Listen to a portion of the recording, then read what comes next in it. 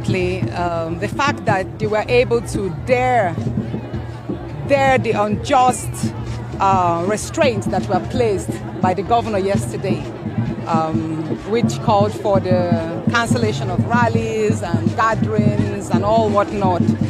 I mean, it's very heartwarming to know that my people were able to come out in such numbers, in their thousands, waited for me since morning, you know, and prayed that I actually come, because, you know, it takes, I keep saying that democracy is all about the people.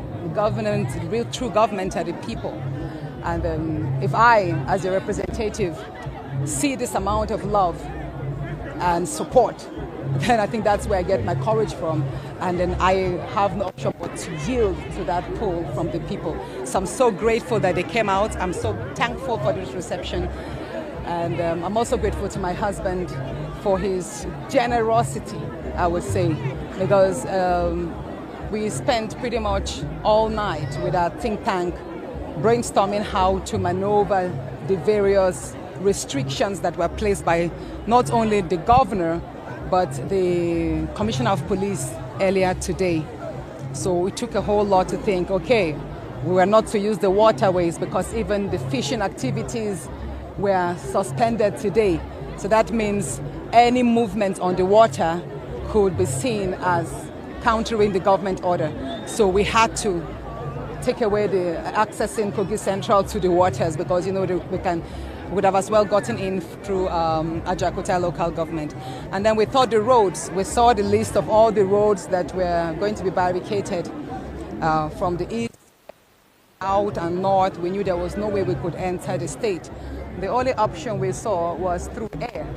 And then immediately we began to make efforts towards that. So, like I say, it takes a whole lot of resources, courage, support from the people, and God Almighty to have made this possible. And I thank God, because at the end of the day, it just shows that, you know what, against all, people must find the courage to dare unjust situations.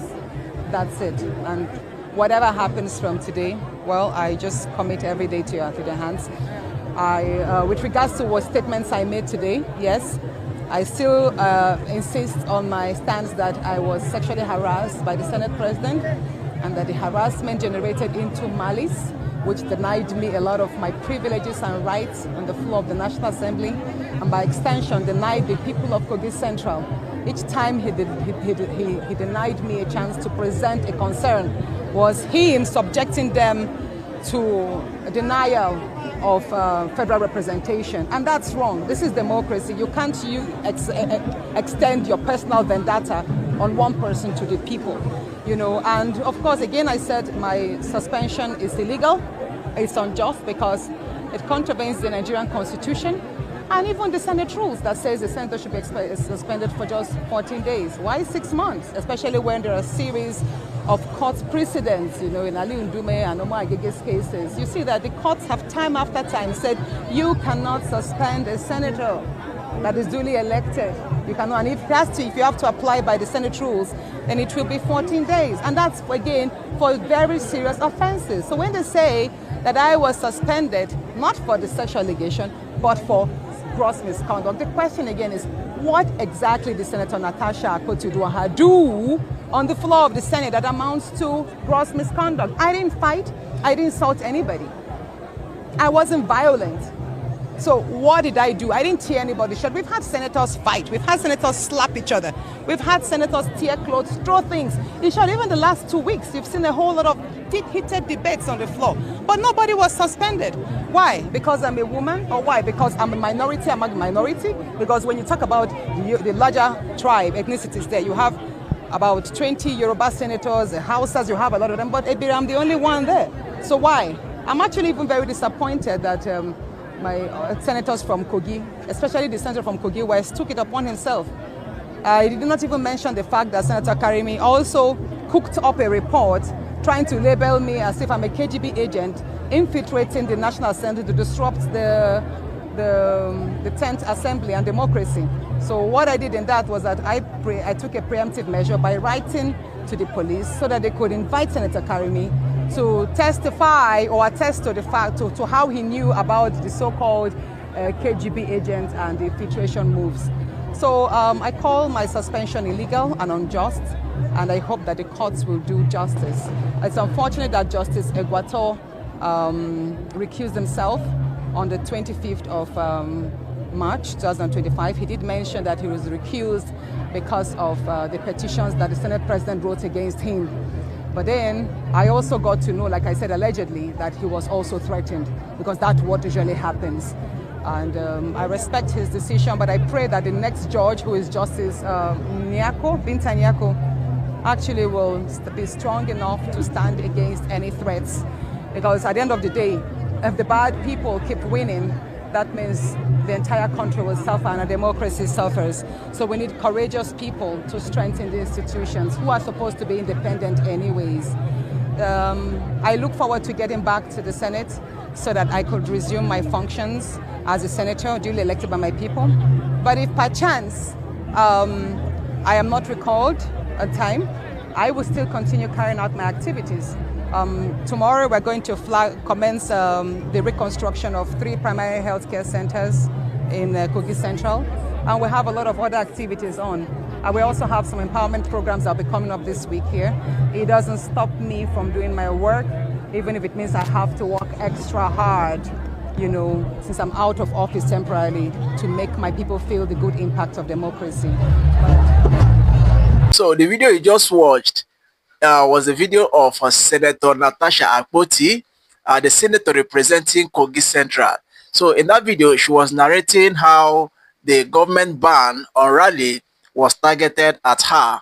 She narrated how she still insists on the Senate President, Godswill Akpabio, harassing her sexually. She also talked about how she is being maltreated in the house. But one thing that touches me most about some of the things that she said here is that she's asking herself, why is it that, you know, she's been treated that way?